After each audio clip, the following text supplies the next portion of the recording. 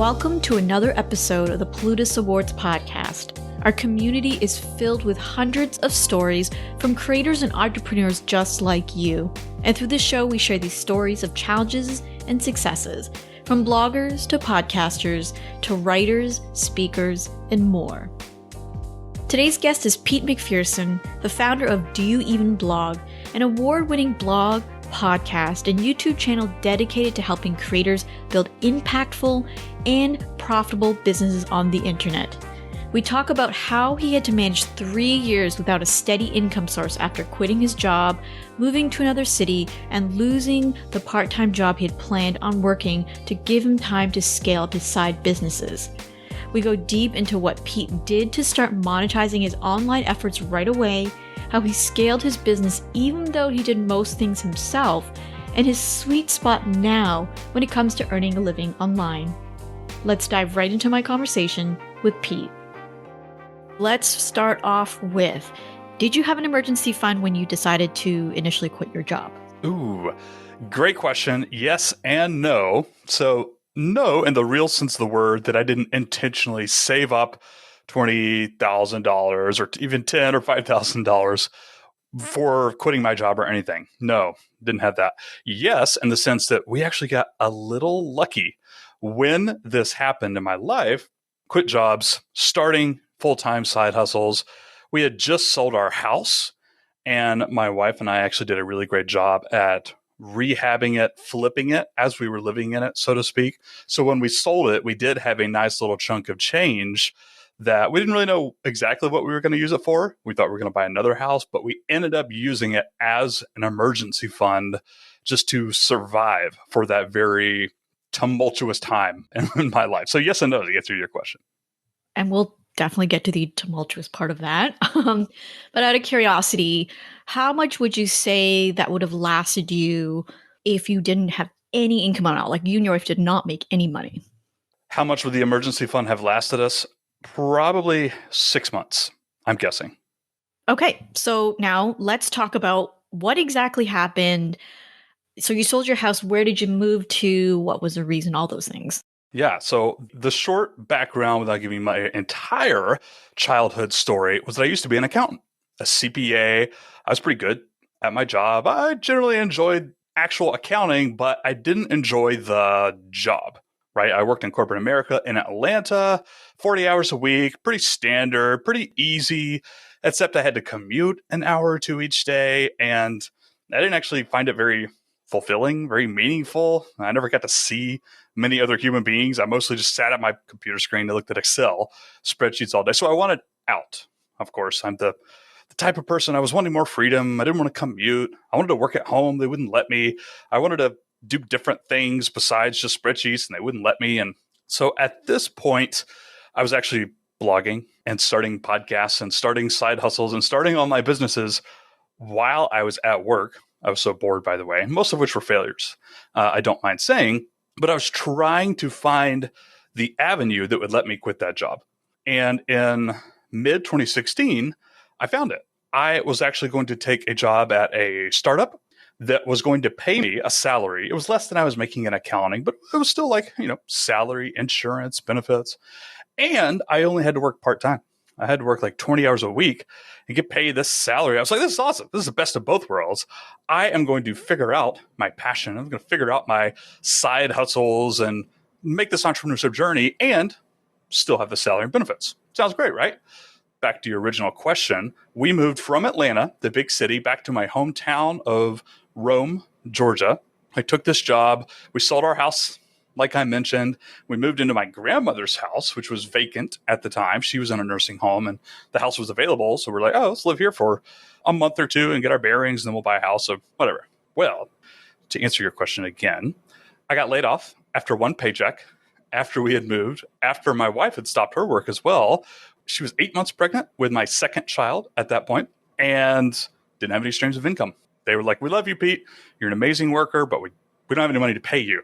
And so we can't. You get one paycheck, and then it's like, well, what now?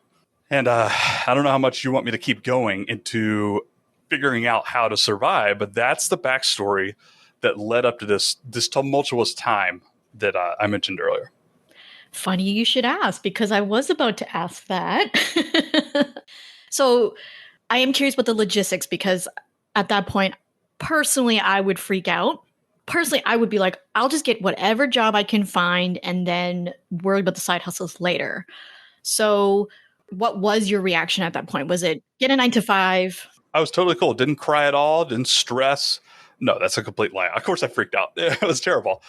My wife and I, we did cry a little bit. We asked ourselves, like, what do we need to do now? Like, this was totally throwing a wrench in our plans. And I was like, I could go get another job in accounting, probably pretty easily. World needs accountants. I had experience. I was pretty good at it. I could probably find another job, but we'd probably have to move back to Atlanta or some other bigger city where it'd be a little bit easier to find the job that I was qualified for. And maybe I could just go work at Starbucks, like you mentioned, like find literally the first job available just to like make rent or whatever. Well, what we ended up deciding to do was, this is the secret sauce. I haven't actually told this story a whole lot, but here's what we actually did, like the technical details of how we made this work. For one, we stopped spending money on pretty much everything. Like people ask me, oh, what was your budget like? My friend Nick was asking me, what was your budget like in those days? I was like, budget? We didn't have a budget. There was literally like, no, we don't spend money right now until we figure out what the heck is going on. No cable, no internet, as little money as we can do on groceries. We don't eat out. I got to stop going to the coffee shop and buying coffees there. I got to make coffee at home. Like, no budget. That's number one. Number two, I mentioned my grandmother's house. Well, we ended up living there for 3 years. Right? Rent free. My loving grandmother was kind enough. I mean, she didn't really care. She was in the nursing home. And my mother, who lived nearby and was kind of the caretaker of the house, she didn't mind either, of course. And they graciously let us live there for 3 years during this journey. So that cut out mortgage and rent right there. And there were several other things like that. We stopped contributing to retirement just because we couldn't. We literally didn't have the money for that. So there were a lot of hardships. There was a lot of freaking out. There was a lot of crying. It was extremely difficult. I wouldn't recommend anybody take this particular path. I'm glad I'm through it now for the most part. And we had to take it 1 week at a time, 1 month at a time. Last point, to go back to your actual question before I started rambling. So I wanted to start a small time marketing company just to kind of make ends meet. Building websites was something I've been doing since 2009, and or blogging and or WordPress and or like some of these like digital marketing things, building websites. This is something I was really good at, just naturally. I've been doing it for years. I could do it for clients relatively quickly. So within the first month of getting laid off, I went out and I got what ended up being my only 2 clients. But I got 2 clients like right off the bat for a few $1,000s each. And that was going to be enough for us to survive that and the hashtag emergency fund that we talked about earlier. That was going to be the monies that allowed us to survive in the meantime. So we didn't have to make that decision of what to do right off the bat. We had a little grace period before we had to move back to Atlanta, go get a full-time job, start looking at Walmart or Starbucks for a part-time job, that sort of stuff. We had a little bit of grace period there. Hopefully that answered your question, Sarah. Right. So it sounds like you still wanted to pursue that goal of monetizing your side hustles full time, but you and your wife also gave yourselves permission to be like, okay, if this doesn't work out, we will just move back to Atlanta and I'll get a full-time job. Maybe your wife will figure out something as well. Definitely. It's actually a bit of a funny story. During the first 6 to 9 months-ish, there was always this question of when do we chalk this up to not working and we need to go get a full-time job? That was the question I always asked myself. And honestly, my wife was constantly asking this as well. She's like, how long do we need to give your little blog and online business before we can chalk it up to failure and you need to go get an online job? Or if it's successful, that's great. But how long can we wait? This was actually a burning, something weird inside of me, desire, passion, whatever you want to call it, that had to make my side hustles work. I had to. I desperately did not want to go back to accounting. And so I was monetizing right off the bat. I was hustling. I was getting out there. I got those first 2 clients. We can talk about starting to do even blogging in a second, but I was forced to monetize from day one just to answer that question and keep pushing that timeline back. When I could stop working on my blog or online business, had to go back to accounting, I kept pushing that deadline back by earning more money. It was odd. by the way. It was really hard. We will definitely get to all of the ways you monetize right from the get-go, but I want to ask, you mentioned no internet. So how did you make all this work if you did not have internet? I borrowed from my parents and coffee shops. Borrowed as in use their Wi-Fi, is that what you mean? Yes, correct. Sorry. I stole it. I stole Wi-Fi for a couple Stole of years. Wi-Fi. Well, if you told them, it wasn't stealing, right? Well, correct. And we actually did end up getting internet that, again, my grandmother graciously paid for. She was already paying for Comcast cable or something anyways, which we didn't really use.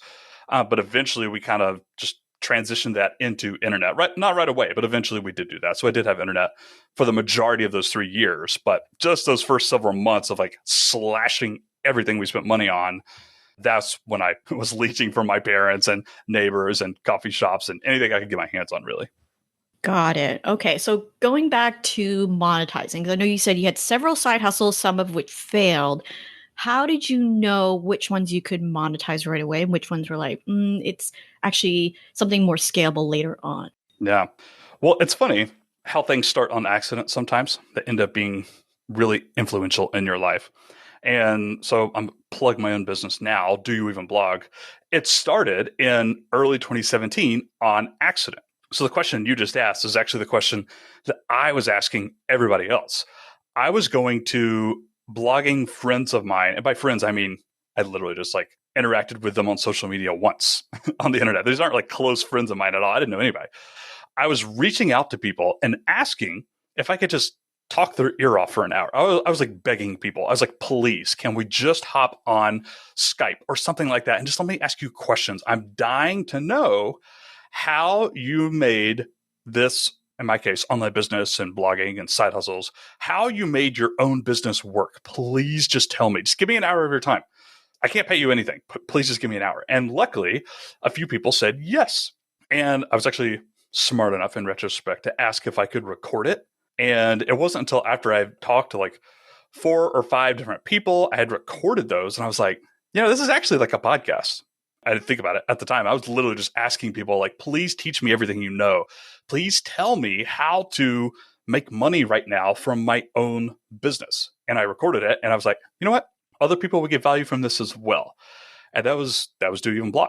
Started on an accident. I kind of threw together some domain names and a quick website, and I started this. And that was 4 years ago, by the way. And this is the longest I've ever worked on anything. Completely happened out of the blue. To more appropriately answer your question, there is something interesting that happens when you get thrown into an emergency financially.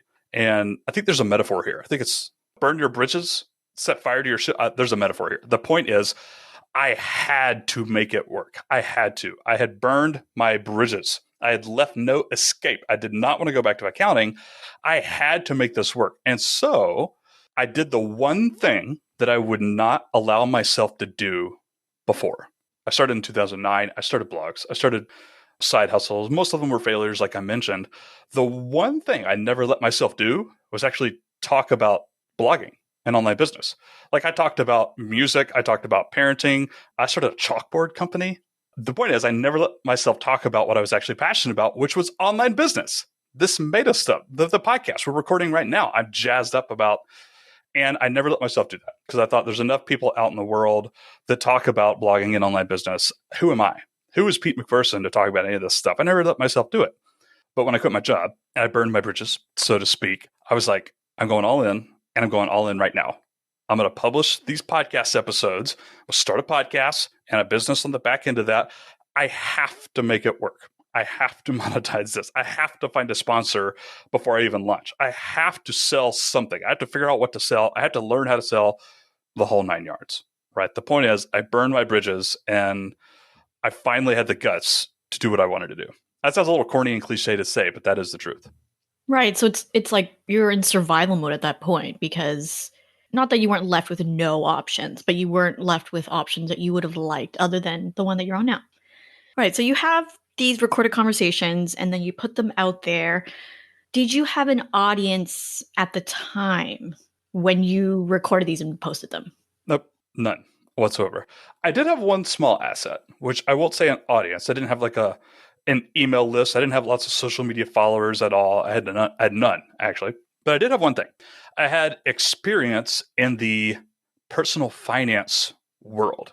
personal finance bloggers, creators that we all know and love, me and you, Sarah, I had been around in that community because I had a personal finance blog. Don't go look at it, by the way. It was really bad. I didn't actually care that much about it, if I'm being honest. But through that, I did interact on social media, commenting on other people's sites. This is way back in like 2013, 2014, by the way. But I had just enough of that where I created a Twitter account for Do You Even Blog and a Facebook page.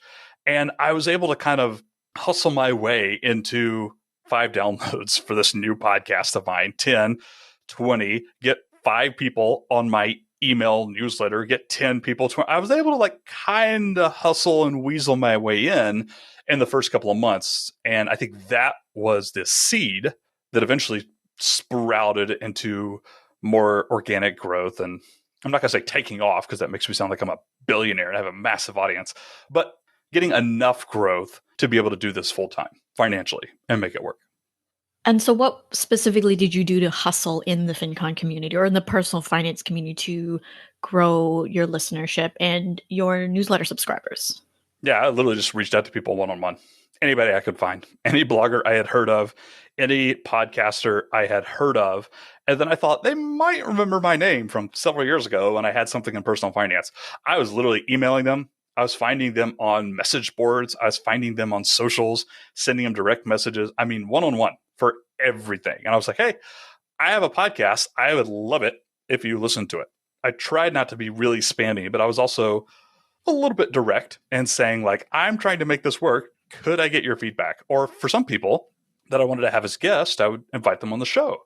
And that also helps a lot, especially in the early days of a podcast, getting your guests to share their episode that they're on. You know, we featured you. Please share it with your audience if you like it or whatnot. So that was also one of the big things. But in those first couple of months, I mean, I was literally just any email I could find, any name I could find that I recognized, I was like putting my stuff in front of them. It was very hard work. It was very tedious. It was a grind. I hated it, by the way. I don't enjoy that work. But again, my ships were set fire, right? My bridges were burned. I had to do this. And thankfully, it worked. Some people started to share it. People actually started listening and subscribing for the first time since 2009. I've been doing this. People actually listened and seemed to care about what I was producing. I don't know if that answered your question or not, but that was like the first couple of months there. I am curious, these names and emails, I know you said, oh, I'm emailing everybody and anybody. Did you consider maybe the size of their audience or anything like that when you were reaching out to these people? Looking back, probably. I would have to imagine I did. But I know I wasn't just emailing the people with massive brands already. I definitely know that. I'm sure that did weigh into what email I sent them or whether I asked them to come on the show or whatnot, audience size. But they definitely weren't the only people that I was reaching out to. I mean, I was like going in the yellow pages or something for personal finance creators at that point. And I was just like, name. Okay, cool. Send them an email. Find their email and then send them an email. Next one, next one, next one. I was just like going down a big list. I won't recommend anybody else do that per se, but that's what I did. I was desperate. I just have this vision of like yellow pages in my head, the physical yellow pages, and you're just going through the Rolodex that shows my age. But that's exactly right. If I had a Rolodex, I definitely would have used that. So going back to the monetization part, you had mentioned, okay, from day one, I'm going to monetize this. So what were some of the things that you were putting in place or you're actually doing to monetize Do You Even Blog? 2 things. The first thing, which I only did for a couple of months actually, was podcast sponsorships. I have a podcast still. I don't have any sponsors for it. It's just too much work to manage and not enough return for me personally. But at that stage, I was taking any amount of money I could get. And so my first podcast sponsor was for $1, just so I could tell other potential future sponsors that I had a sponsor, by the way. So his name was Tom. I won't say what blog because I don't think it's in existence anymore. But this guy named Tom, he was very kind with me. He was like, okay, I'll PayPal you $1. I don't know who this dude is. I don't even know what he's getting at, but okay, weirdo. Well, that was my first one. My second one was $50. 50x what I made for my first podcast sponsorship. And I continued to do this little ramp up over the next like 3 months. And so the third one was like $100 and the fourth one was like, I don't remember what it was, but it was like $200 or $150. And again, I want to go back to the hustle thing. I'm not like a hustle kind of guy, work 16 hours a day kind of guy. But at that point, I kind of was. And I was doing the same thing. I had the same Yellow Pages open. I was like, who can possibly sponsor me here for like $100? A brand new podcast, by the way. I didn't have any downloads at this point. Or actually, I guess in month 2 or 3, I started to accumulate a little bit. But I was doing the same Yellow Pages hustle, trying to find emails and asking them for sponsorships and refining my pitch and yada, yada. That was a very small dollar amount, but that was actually enough to pay for podcast hosting and the website and start to ramp up.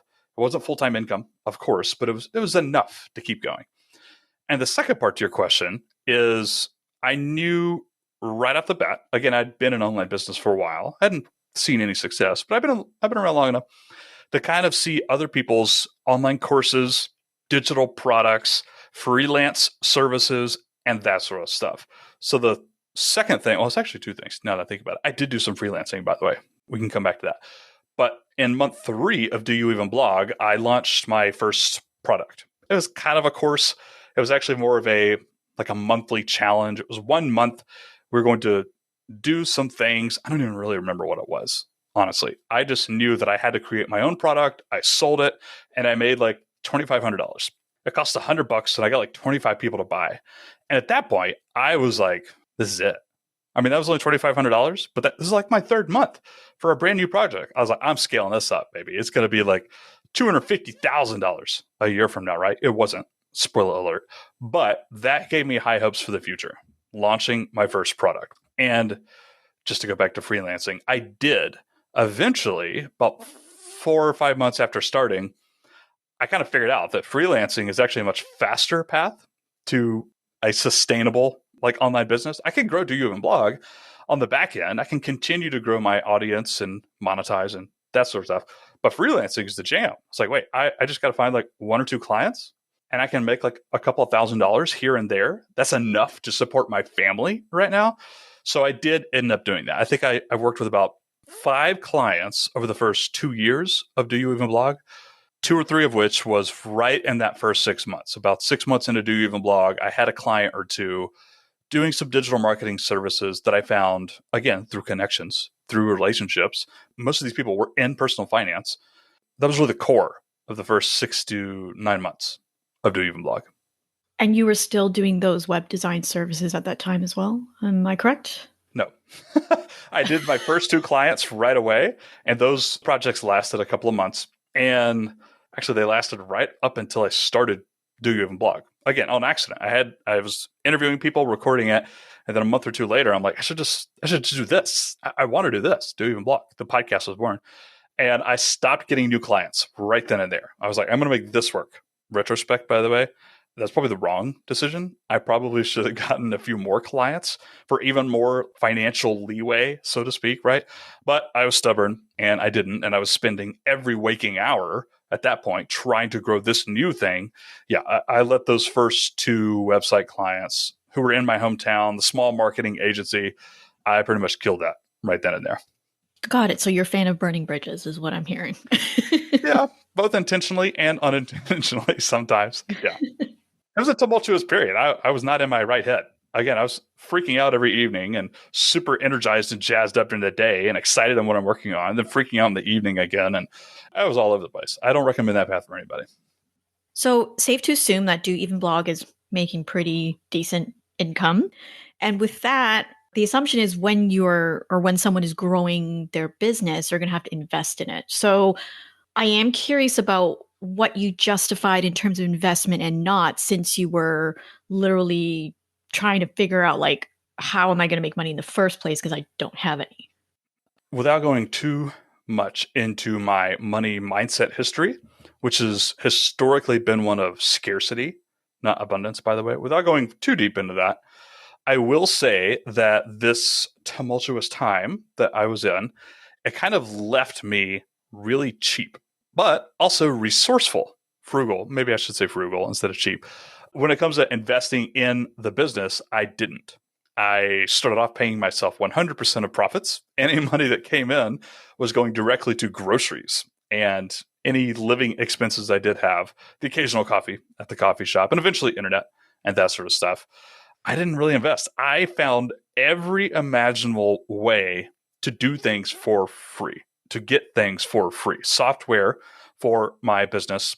For a while there, I was getting podcast sponsors who weren't paying me cash, but actually just letting me use their tools for free. So all of these software tools I needed to grow my business in the first year or two, I was pretty much using for free because I reached out to these companies and I was begging them like, hey, I will promote you on my own podcast or whatever. I don't even want any cash. Just give me your tools for free. Like I need this stuff. And not just the tools, but everything else. I didn't invest. I didn't buy courses during that time. I bought books. That's generally it. But for the first year, I mean, I didn't. There was no investing. I was living off every cent that I made. And so that left me feeling not cheap, but rather resourceful in getting things for free, figuring out how to grow the business with zero expenses, so to speak. And yeah, I actually think that's a really strong skill that's carried with me today, I would argue, even though I'm a little bit less frugal and a little bit less cheap, maybe. What was your first official investment that you paid for when you were like, okay, I can be a little less frugal now? I honestly don't know, but I think it's probably going to come down to just the software tools. I think anybody who runs a content business, blogger, podcaster, YouTuber, they probably pay for an email service provider like MailChimp or ConvertKit or MailerLite or ActiveCampaign or whatever. And those cost money. And some of those things eventually added up. Actually, all of them add up, of course. But you need.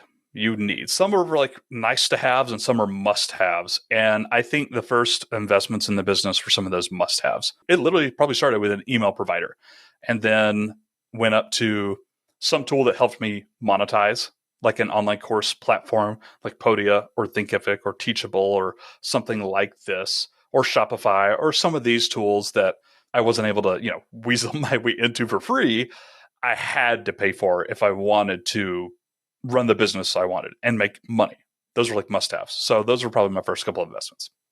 So just going back a little bit in our conversation, you'd mentioned, okay, like products are the way to go. I made a couple of $1,000 off my first launch, so I'm going to keep doing this. So is it safe to assume that you have more than one product and it's making you enough money to live off of and then some? Now or back then? Because it's two different answers. Now, yes. And I'll give you the 30-second backstory. I've created over 50, 60 blogs and online businesses over the years. I've easily created over the same amount of courses. I'm an online course creator. I'm a product creator. I've tried this. I've tried that. I've tried this format. I've tried this price point. I've tried a membership. I've done everything over the past 4 years.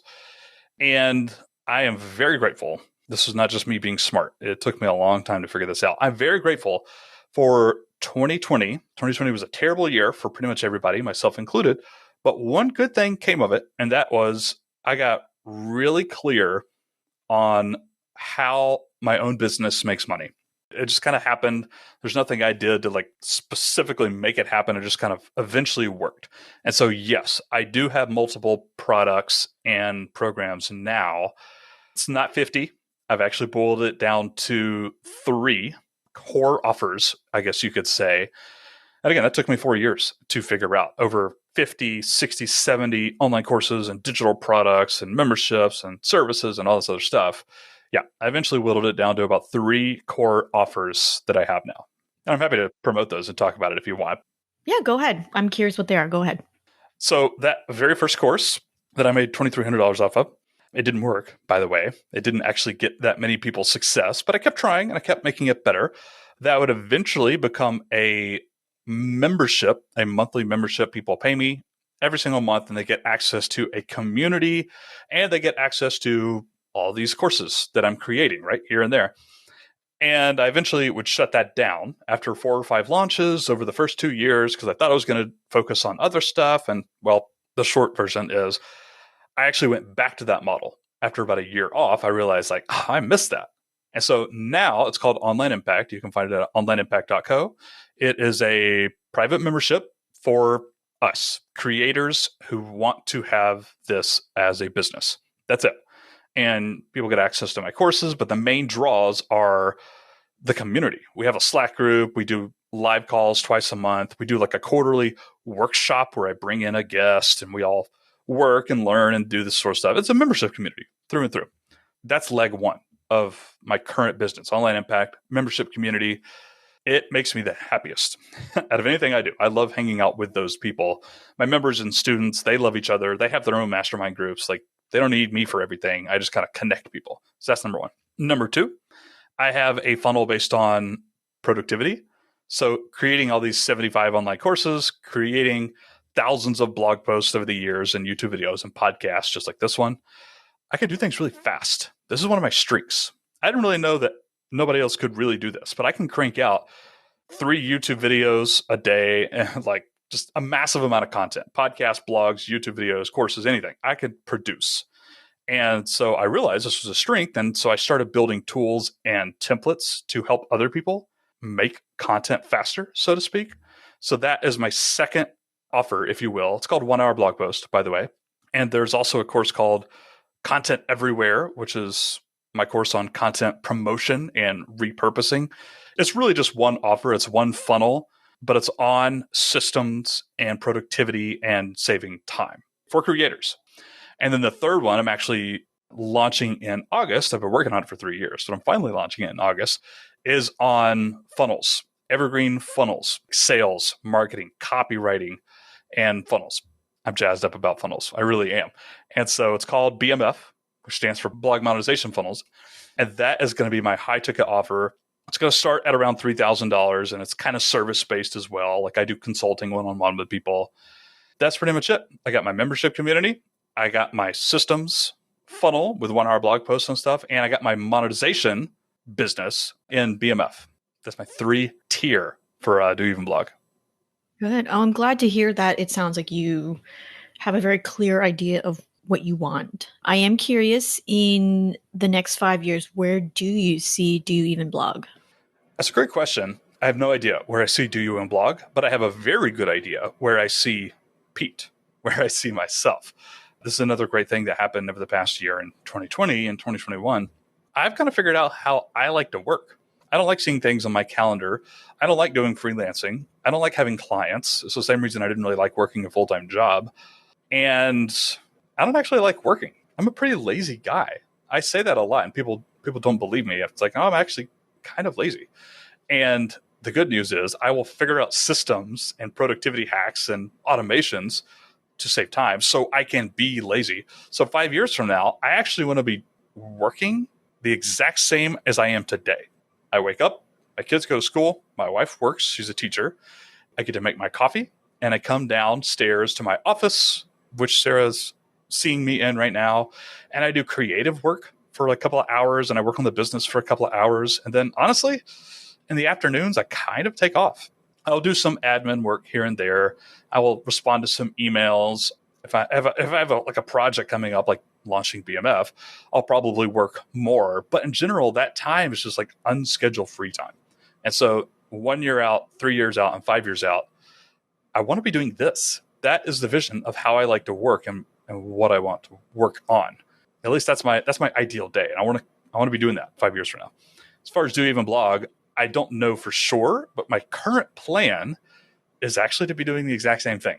I want to have online impact. I want to have my productivity and systems funnels because I care deeply about that subject. It's one of my strengths. It sells. It makes money. Like, I like those products and that offer right there. And BMF, where I worked with more select people who are already making decent money in their own businesses, and I help them with evergreen funnels. That's my plan. Again, I've changed so much in the past 4 years. I don't want to answer your question with like, here is my precise 5-year plan, but that's the dream. That's the hope right now, of course.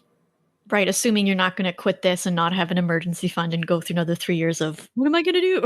And move my family and take a job with a company that didn't have any money. And start the whole cycle over again. Well, Pete, thank you so much for coming on. Assuming everybody can find you at doyouevenblog.com. And are you on Instagram, Twitter, all the socials? I am on those with the fact that I have social profiles, but I don't actually spend any time on social media. I actually gave it up about a month and a half ago. A story for another podcast. We could talk about that some other time. But doyouevenblog.com and find me on YouTube. That's where I like to point people. deviantblog.com. There's lots of free resources right there on my homepage. And just connect with me on YouTube. You can subscribe if you want to, but even not, like I'm always in the YouTube comments. People can hang out with me there. I hope you enjoyed today's episode.